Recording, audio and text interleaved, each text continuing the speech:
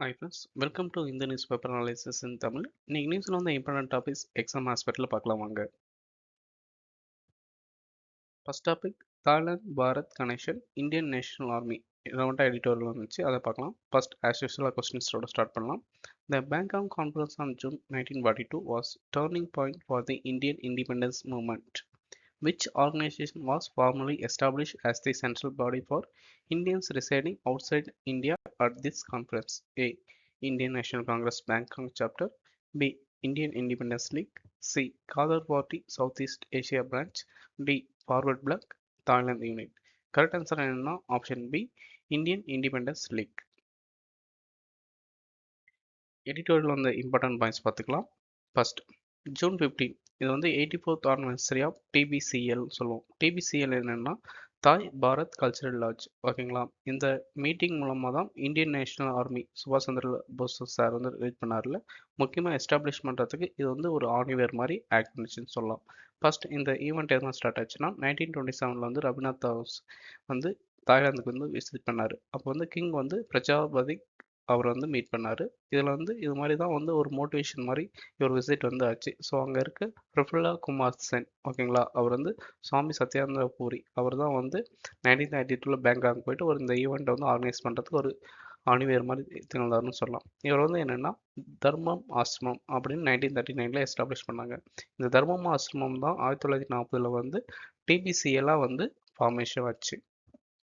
அது மட்டும் இல்லாமல் இதில் வந்து ட்ரை கலரை வந்து ஒரு டைம் வந்து லாட்ஜில் வந்து ஏற்றிட்டு வந்து இது பண்ணதுக்கு பிரிட்டிஷ் அம்பாசிடர் வந்து அப்போஸ் பண்ணார். இதனால் வந்து ஒரு நேஷனல் மூமெண்ட்டாகவும் இது வந்து டிபிசிஎல் வந்து உருவாகிறதுக்கு ஒரு காரணமாச்சு. Okay, then late 1941 DBS become nexus for Indian nationalist and independence activities. இது மாதிரி நிறைய இஷ்யூஸ் போனதுனால ஒரு தாய்லாண்டில் வந்து ஒரு இந்தியன் வந்து ஒரு இண்டிபெண்டன்ஸ் ஆகணும் ஒரு ஆர்கனைசேஷன் மாதிரி டிபிசிஎல் எஸ்டாப்ளிஷ் ஆச்சுன்னு நம்ம சொல்லலாம். ஓகே, தென் டிசம்பர் 1941 இந்தியன் நேஷனல் கவுன்சில்ஸ் இதை வந்து ஃபவுண்ட் பண்ணாங்க. எங்கன்னா சில்ஃபம் தேட்டர் பேங்காக்கில் பண்ணியிருக்காங்க. தென் பேங்காக் கான்ஃபரன்ஸ் வந்து ஜூன் 15 to 23 வந்து 1942 வந்து எஸ்டாப்ளிஷ் பண்ணாங்க.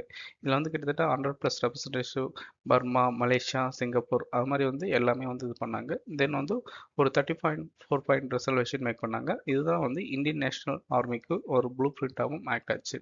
இதெல்லாம் பேஸ் பண்ணி தான் நம்ம 1943 நேதாஜி சுபாஷ் சந்திர போஸ் வந்து அரைவ் பண்ணிட்டு ஒரு சென்ட்ரலைஸ்டு ஒரு ஆர்மியை வந்து ஒரு மிலிட்ரி லீடர்ஷிப்பாக வந்து கிரியேட் பண்ணார். ஓகே, அது மட்டும் இல்லாமல் ஒரு ரீஜனல் கவுன்சில்ஸ் தான் இந்த டிஸ்கஷனை வந்து என்னென்னா ஒரு யூனிஃபைடு ஆர்மி ஸ்ட்ரகிள்ஸாக வந்து இது பண்ணாங்க. நம்மளுக்கு இந்தியன் நேஷனல் ஆர்மி பற்றி தெரியும். நிறைய வந்து மியான்மர் பார்டர் வரைக்கும் வந்து இது பண்ணாங்க. சிங்கப்பூர் சப்போர்ட் அது மாதிரி நிறைய வந்து சப்போர்ட்டாக பண்ணியிருப்பாங்கன்னு நம்மளுக்கு எல்லாமே தெரியும். ஒரு ப்ரொஃபஷனல் கவர்மெண்ட் ஆஃப் ஃப்ரீ இந்தியாவும் எஸ்டாப்ளிஷ் பண்ண மாதிரி அவங்களும் கிரியேட் பண்ணாங்க. இந்த ஈவெண்ட் வந்து வேர்ல்டு வார் 2 கன்க்ளூட் ஆச்சு போஸ்ட் 1945 அப்புறம் டிபிசிஎல் வந்து பேன் பண்ணிட்டாங்க. ஓகேங்களா, முக்கியமான லெட்டர்ஸும் இம்ப்ளிமெண்டேஷன் பண்ணிட்டாங்க. தென் ஓவராலாக வந்து லேட்டர் 1946 ஒரு அகிம்சை ஒரு இயக்கமாக வந்து இது வந்து யாருன்னா பண்டித் ரகுமாரி சர்மா வந்து எஸ்டாப்ளிஷ் பண்ணியிருக்காங்க. டிபிசிஎல் வந்து டுடேவும் சர்வை பண்ணியிருக்கு. அதில் வந்து ரேரான text, historical photographs, documents, freedom fights அது மாதிரி நம்ம இந்தியன் ரெலவெண்ட்டான இன்னமும் வந்து ஆர்கனைசேஷன் வந்து தாய்லாண்டில் வச்சுட்டு தான் இருக்காங்க. ஓகே, இந்த டாப்பிக்கில் மட்டும் எக்ஸ்ட்ரா பாயிண்ட்ஸ் பார்த்துக்கலாம். First Indian National Army key points தெரிஞ்சுக்கலாமா? Indian National Army Azad Hind force இது வந்து 1942 வந்து ஃபார்ம் பண்ணிப்பாங்க.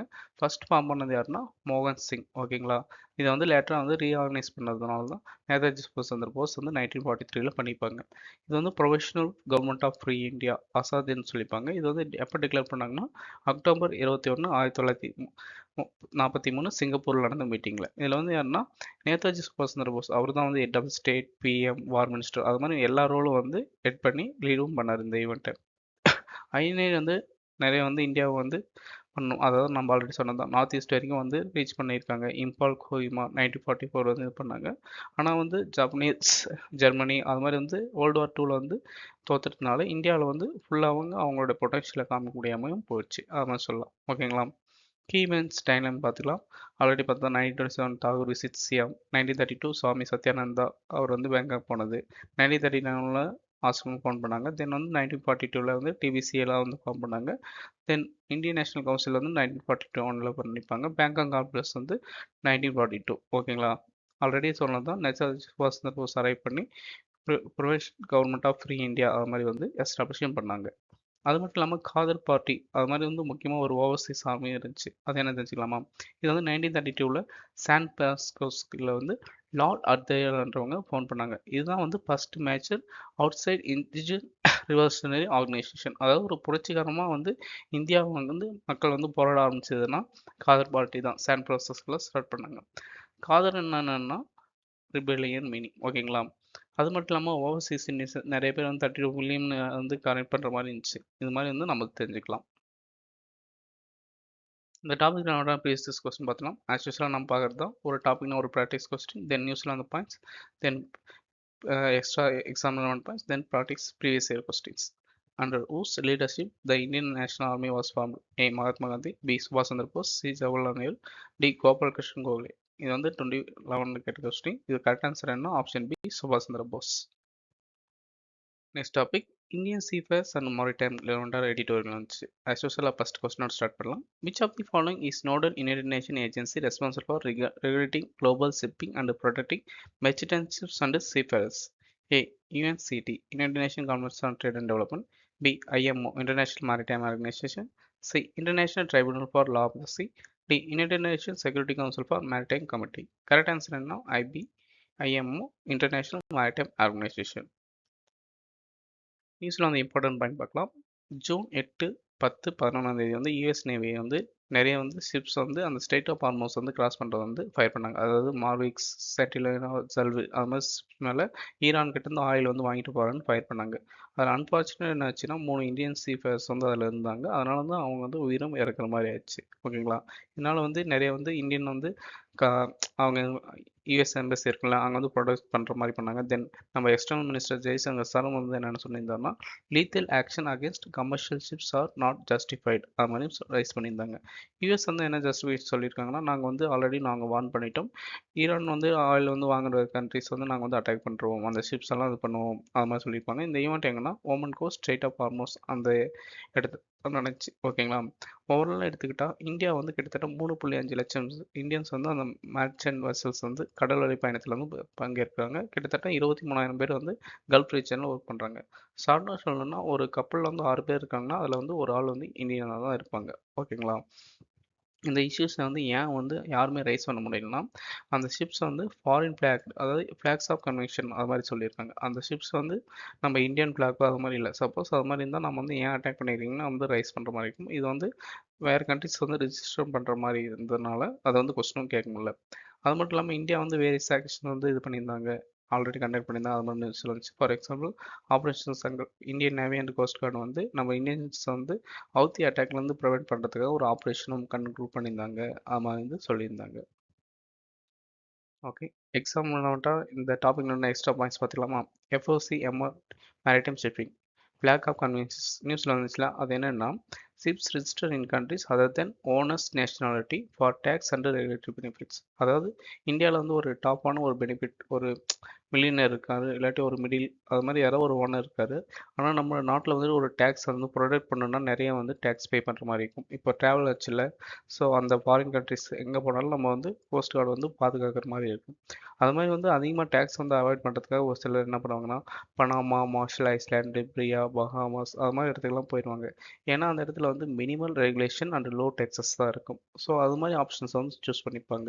அதனால கான்சிக்வன்ஸ் என்னென்னா அந்த சிப்ஸை வந்து கப்பல்கள் வந்து பாதுகாக்கணுன்றது வந்து கொஞ்சம் கேள்விக்குறியாயிரும். ஓகேங்களா? ஏன்னா வந்து இந்த கண்ட்ரியில் வந்து ப்ரொடெக்ஷன் எதுவுமே என்ஷூர் பண்ண மாட்டாங்க. அந்த டேக்ஸ் அவாய்டன்ஸ் அது மாதிரி ஏதாவது ட்ரேடிங் அது ரெகுலேஷன்ஸ் வந்து அவாய்ட் பண்ணுறதுக்காக அது மாதிரி போகிறதுனால இது மாதிரி வந்து கரெக்டாக ஒரு பாதுகாப்பு இல்லாமையும் போகிறதுக்கு ஒரு கொஸ்டின்ஸும் ரைஸ் ஆகும். ஓகேங்களா? UNCLOS and maritime zones பற்றி தெரிஞ்சுக்கலாம். யூஎன் கிளாஸ் வந்து 1982 வந்து எஸ்டாப்ளிஷ் பண்ணாங்க. 1994 வந்து போஸ்ட் வந்துச்சு. இதுதான் வந்து கான்ஸ்டியூஷன் ஆஃப் ஓஷன் சொல்லுவோம். நம்ம இந்தியன் கான்ஸ்டியூஷன்ஸ் இருக்குல்ல, அதே மாதிரி ஓஷனில் இது மாதிரியெல்லாம் நடந்துக்கணும் அது மாதிரி சொல்கிறதுக்காக கிரியேட் பண்ணது தான் யூஎன் கிளாஸ். ஓகேங்களா? இது வந்து terrestrial water, exclusive exam zones, ஐசிஸ் அது மாதிரி மெஷர் பண்ணிப்பாங்க. அதாவது டெரெஸ்ட்ரியல் வாட்டர்னா ஒரு கண்ட்ரிலேருந்து 12 நாட்டிக்கல், அதாவது இந்தியா இப்போ இது மாதிரி இருக்குன்னு வச்சுக்கோங்க, நம்ம பார்டர் பண்ணியிருக்கோம்ல, பார்டர்லேருந்து பண்ணியிருக்க 12 நாட்டிக்கல் மைலுக்கு வந்து நம்ம வந்து என்ஷூர் பண்ணிக்கலாம். எல்லா ரைட்ஸும் நம்ம வந்து எடுத்துக்கிற மாதிரி இருக்கும். அதே கண்டிஜென்ஸ்ன்றது ஒரு 24 கிலோமீட்டர் நாட்டிக்கல் மைல்ஸ் இருக்கும். ஸோ லிமிட்டட் ரைட்ஸ் அது மாதிரி வந்து எஸ்டாப்ளிஷ் பண்ணிப்பாங்க. தென் எக்ஸ்க்ளூசிவ் எக்கனாமிக் ஜோன்ன்றது 200 நாட்டிக்கல் மைல்ஸ் அது மாதிரி இருக்கும். தென் கான்டினென்டல் ஷெல்ன்றது 350 நாட்டிக்கல் மைல்ஸ் இருக்கும். அதுக்கு பின்னாடி இருக்க இருக்க எல்லா ஏரியாவும் வந்து எல்லா ஷிப்ஸ்க்கும் எல்லா கண்ட்ரிக்கும் வந்து ஓனர்ஷிப் அது மாதிரி ப்ரொவைட் பண்ணுவாங்க. அதாவது ஒரு கடலில் வந்து எவ்வளோ இடத்துல வந்து என்னென்ன உரிமை இருக்கும் அது மாதிரி சொல்லுவாங்க. அதாவது 12 நாட்டிலேருந்து நம்ம எக்ஸ்டெண்ட் போக போக ஒரு கண்ட்ரியோட ரைட்ஸ் வந்து குறைஞ்சிட்டே தான் வரும். Okay, then strait of Hormuz நியூஸில் வந்துச்சு. இது வந்து என்னென்னா ஆயில் சப்ளை வந்து இது பண்ணுற மாதிரி இருக்கும். தென் வந்து ஈரான் வந்து ஓமன் வந்து பிட்வீன் இருக்கும். யூபிஎஸ்சி 2026 ஃபிலிம்ஸ் கொஸ்டினும் கேட்டிருந்தாங்க. ஸ்ட்ரைட் ஆஃப் ஹார்மஸ் வந்து எந்த கண்ட்ரி வந்து பாஸ் பண்ணுற மாதிரி இருக்குது அது மாதிரின்னு. ஆல்ரெடி பார்த்துருந்தோம். ஆப்ரேஷன் சன்கப் ஜூன் 2019 வந்து எஸ்டாப்ளிஷ் பண்ணாங்க. அதாவது வந்து gulf of Oman and strait of ஹார்மஸில் வந்து ஹவுத்திஸ் வந்து அட்டாக் பண்ணாங்க. அது வந்து இந்தியன் ஃபிளாக் வெசல்ஸை வந்து ப்ரொடெக்ட் பண்ணுறதுக்காக ஒரு எஸ்டாப்ளிஷ் பண்ணது. ஐஎன் சுமத்ரா, ஐஎன்எஸ் சென்னை அது மாதிரி வந்து நேவல் ஷிப்ஸ் எல்லாம் பண்ணியிருந்தாங்க. ஓகேங்களா, கிட்டத்தட்ட நம்ம ஆல்ரெடி பார்த்தோம் 3.5 லட்சம் இந்தியன் சீஃபர்ஸ் வந்து குளோபலி இது பண்ணியிருக்காங்க. மினிஸ்ட்ரி ஆஃப் போர்ட்ஸ் வந்து அவங்க வந்து பாதுகாத்துட்டும் வராங்க. Okay, IMO international maritime organisation இது வந்து யுனைடெட் நேஷன் ஸ்பெஷலைஸ்ட் ஏஜென்சி. என்னோட ஹெட் குவார்ட்டர்ஸ் எங்கே இருக்குன்னா லண்டனில் இருக்குது. இதுதான் வந்து security, environment purpose of shipping எல்லாத்தையும் ப்ரொவைட் பண்ணுற மாதிரி இருக்கும். Okay, then maritime labour convention 2006 வந்து எஸ்டாப்ளிஷ் பண்ணியிருக்காங்க. சீவேரஸ் வந்து என்ஷூர் அவங்களோட சேஃப்டி வந்து என்ஷூர் பண்ணுற மாதிரி இருக்கும். அதே மாதிரி SOLAS safety of all life at IMO convention அது வந்து கிரியேட் பண்ணியிருக்காங்க. ஐஎம்ஓட லிமிடேஷன் என்னென்னா அதுக்கான ஒரு ஸ்பெஷல் என்ஃபோர்ஸ்மெண்ட் பவர்ஸ் இருக்காது. அதாவது மற்ற வந்து ஆர்கனைசேஷன் வந்து டிபெண்ட் பண்ணுற மாதிரி இருக்கும். ஸோ வந்து இது கொஞ்சம் வீக்கானதாக இருக்குதுன்னு சொல்லலாம். ஐஎம்ஓவில் வந்து இந்தியா வந்து மெம்பராகவும் ஆக்ட் பண்ணிட்டு இருக்காங்க. ஓகே ஃப்ரெண்ட்ஸ், இந்த டாபிக் ரெண்டாம் ப்ரீவியஸ் கொஸ்டின் பார்த்துக்கலாமா? With reference to united nation convention law of the sea, consider the following statement. 1. A coastal state has right to establish breadth of its territorial sea up to limit not exceeding 12 nautical miles measured from baseline determined according to the convention. Second statement, ships of all states, whether coastal or landlocked, enjoy the right of the innocent passage through the territorial sea. Third, the exclusive economic zone shall not extend beyond 200 nautical miles from the baseline from which breadth of territorial sea in the measures. Which of the statements given above is are correct? A 1 and 2, B 2 and 3, C 1 and 3, D all of the above. Correct answer என்னன்னா option D all of the above. So இதெல்லாம் நம்ம என்ன தெரிஞ்சுக்கலாம், ஏதாவது ஒரு கன்வென்ஷனோ international ஆர்கனைசேஷனோ வந்தால் அதனுடைய members countries தெரிஞ்சுக்கோங்க. ஃபார் எக்ஸாம்பிள் ரீசெண்டாக நடந்த எக்ஸாம்பிள் வந்து யூரோப்பியன் யூனியனில் வந்து மெம்பர் கண்ட்ரிஸ் யாராவது இருக்கான்னு தெரிஞ்சுக்கணும். கொஸ்டின் கேட்டிருந்தாங்களே, அதனால் வந்து முக்கியமான கண்ட்ரிஸ் வந்து மெம்பர்ஸ் யாராவது இருக்காங்க, அதில் ஏதாவது பைண்டிங் அக்ரிமெண்ட்டா இல்லாட்டி வாலண்டரி அக்ரிமெண்ட்டை ஏதாவது எஸ்டாப்ளிஷ் பண்ணியிருக்காங்களா அதுவும் வந்து தெரிஞ்சுக்கோங்க. ஸோ அது வந்து எக்ஸாம்பிள் கேட்கறதுக்கும் வாய்ப்பு இருக்கும். ஓகே, நெக்ஸ்ட் டாபிக் போகலாமா? Next topic. Dengue virus comes in how many stereotypes, and what is the dangerous phenomenon where prior dengue infection can worsen subsequent infection? A. 2 stereotypes, vaccine associated enhanced disease. B. 3 stereotypes, cross reactive antibody syndrome. C. 4 stereotypes, antibody dependent enhancement. D. 5 stereotypes cross immunity failure. Correct answer is no, option C, 4 stereotypes, anti dependent enhancement. நியூஸில் வந்து important points பார்த்துக்கலாமா? ரீசெண்டாக வந்து பிரேசிலில் வந்து ஒரு vaccination program நடத்துனாங்க. அதான் dengue டிசீஸை control பண்ணுறதுக்கு. அது என்னென்னா புட்டனியன் டிவி டெங்கு வேக்சினேஷன் கேம்பெயின். ஓகேங்களா, அதெல்லாம் வந்து என்னாச்சுன்னா அதில் வந்து 2 பேர் வந்து இறந்துட்டாங்க. ஒருத்தர் பேர் வந்து ஐசியில் வந்து சிவியரான கண்டிஷனும் இருக்காங்க. இதனால் ஏன் வந்து நியூஸில் லிங்க் பண்ணியிருக்காங்கன்னா டெங்கு ஹே வேக்சின் வந்து நம்ம இந்தியாவும் ட்ரை பண்ணியிருக்கோம். கிட்டத்தட்ட அது ரெண்டுமே பிரேசிலில் டெஸ்ட் பண்ணுற வேக்சின் மாதிரி தான் இருக்கும். ஃபார் எக்ஸாம்பிள் அந்த 2 வேக்சினுமே என்னென்னா டெட்ராவலண்ட் ஆல் 4 டிஎன்ஏ சீரோடைப்ஸாக இருக்கும். தென் வந்து ரெண்டுமே வந்து லிவ் பட் வீக்கண்ட் டெங்கு வைரஸை வந்து யூஸ் பண்ணிக்கிறாங்க. அது மட்டும் இல்லாமல் ரெண்டுமே வந்து பிசிக்கல் மிக்சர் ஆஃப் 4 லைவ் வீக்கண்ட் டிஎன்வி வந்து யூஸ் பண்ணிக்கிறாங்க. ஓகேங்களா, ஆல்ரெடி பார்த்தது தான் 42 பேர் வந்து அட்வர்ஸ் கண்டிஷன்ஸில் இருக்காங்க. அதாவது 0.008% வந்து பிரேசிலில் வந்து வேக்சின் எடுத்துக்கிட்டுங்க அது மாதிரி சீரியஸான கண்டிஷனில் இருக்காங்க. ஸோ வந்து இந்தியாவில் வந்து ட்ரையல் போயிட்டு இருக்கிற வேக்சின் வந்து சிமிலராக இருக்கிறதுனால நம்ம அந்த வேக்சினை வந்து ஒரே மாதிரி இருக்கனால கண்டினியூ பண்ணலாமா, அதுதான் வந்து முக்கியமான நியூஸில் வந்து கீ பாயிண்ட்டு. ஓகேங்களா, கீ கன்சர்ன்ஸ் எடுத்துக்கலாம். And ADE antibody dependent enhancement. ஓகேங்களா, இதுல இருந்து என்ன ஆகுதுன்னா cross reactive antibodies at low levels fail to block new serotype. அதாவது நம்ம ஆல்ரெடி இருக்குல்ல புதுசாக ஒரு ஏதோ ஒரு சீரோடைப் அதாவது சேஞ்ச் ஆச்சுன்னா அந்த வைரஸில் வந்து அதை வந்து மீட் பண்ணுமா அது மாதிரின்றது டவுட்டு தான் ஆகும். அது மாதிரி ஏதோ ஒன்று புதுசாக அப்டேட் ஆகிட்டு வர வைரஸ் வந்து அது வந்து ஹெல்ப்ஃபுல்லாக இருக்கும். மேபி நம்ம வந்து அந்த லைவாக வந்து டோஸ் கம்மி பண்ணிவிட்டு அதை வந்து இன்ஜெக்ஷன் பண்ணுறதுனால அந்த சிவியரான டிசீஸ் வந்து வழிவகுக்கும் மாதிரி தான் இருக்கும். இது மாதிரி வேணும்னா அதுதான் வந்து கொஸ்டின்ஸ் தான் இருக்குது. ஓகேங்களா, டெங்ஹே அது பார்த்து தான் இந்தியாவில் வந்து phase 3 ட்ரையலில் இருக்குது. ஓகேங்களா, ஐசிஎம்ஆர் தான் பண்ணியிருக்காங்க. இதில் வந்து கிட்டத்தட்ட 10,000 பேர் வந்து ஆக்டிவாக ஹெல்த்தியாக இருக்கவங்க வந்து என்ரோல் பண்ணி இது பண்ணியிருக்காங்க.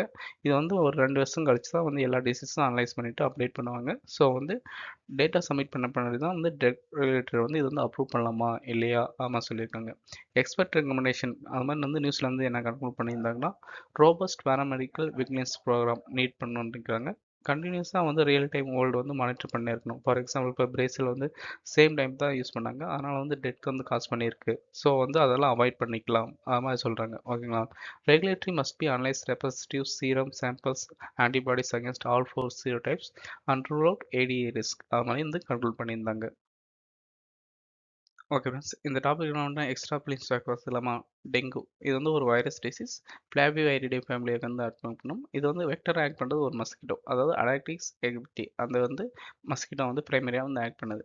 4 ஸ்டீரியோ டைப் இருக்கும், டிஎன்வி 1 2 3 4 அதுவும் ஞாபகம் வச்சுக்கோங்க. ஓகேங்களா. இது வந்து இந்தியா அந்த பிளேஸில் ரெண்டுமே ப்ரொவலண்ட்டாக இருக்குது. ஓகே, இது வந்து ஸ்ப்ரெட் வந்து பர்சன் டு பர்சன் வந்து ஸ்ப்ரெட் ஆகுது, அதை ஞாபகம் வச்சுக்கோங்க. ஒன்லி அந்த மஸ்கிட்டோ பைட் பண்ணுறது, அதாவது டே டைம் மஸ்கிட்டோ வந்து பைட் பண்ணால் தான் நடக்கும். ஓகேங்களா. டெங்கு வேக்சினேஷன் ப்ரோக்ராம் ஃபஸ்ட்டு வந்து டெங்கு வேக்ஸு இது வந்து ஃபஸ்ட் லைசன்ஸ் டெட்ராவலன் டெங்கு வேக்சின் 2015 வந்து இது பண்ணாங்க. ஓகேங்களா. இது வந்து ஹைப்ரிட் ப்ரோட்டீஸ் வந்து யூஸ் பண்ணோம். இது வந்து பிலிப்பைன்ஸில் வந்து கான்ட்ரவர்சியாக 2017 வந்து அதுவும் முடிச்சு தென் வந்து வித்ட்ரான் பண்ணிட்டாங்க. ஓகேங்களா.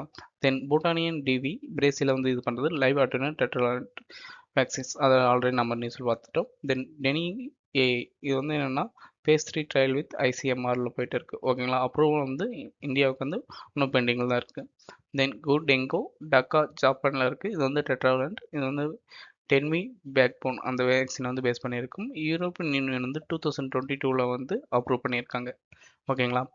தென் பேராமெடிக்கல்ஸ் ட்ரக் ரெகுலேட்டரி சிஸ்டம் இது மாதிரி பார்க்கலாமா. இந்தியாவில் சென்ட்ரல் ட்ரக் ஸ்டாண்டர்ட் ஆர்கனைசேஷன் இருக்குது. இதுதான் வந்து இந்தியாவில் வந்து ட்ரக் ரெகுலேட்டராக இருக்குது. இது வந்து ministry of health and family வெல்ஃபேருக்கு இருக்குது. ஏதாவது ஒரு வேக்சினோ ட்ரக்கோ வந்து அப்ரூவ் பண்ணுறதுக்கு பவர் யார்கிட்ட இருக்குன்னா இந்த சிடிசிஎஸ்கோ கிட்ட தான் இருக்குது. ஓகேங்களா. தென் பேராமெடிக்கல் விக்லின்ஸ் ப்ரோக்ராம் ஆஃப் இந்தியா அது மாதிரி சொல்லியிருக்காங்க.